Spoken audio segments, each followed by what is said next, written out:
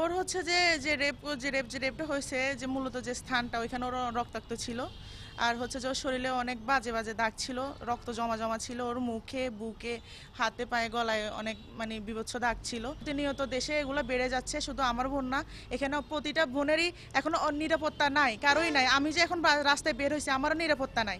আমি চাই আমাদের সরকার ভালোভাবে এটার জন্য কঠোর একটা সিদ্ধান্ত নেক, যে একটা মা, একটা মেয়ে বা একটা বোন রাস্তাঘাটে নিরাপত্তা ভাবে চলতে পারে। 26 তারিখে ঘর থেকে স্কুলের জন্য বাইরে হচ্ছে, তারপরে ওর স্কুল ছুটি পরের থেকে ওর নিখোঁজ ছিল।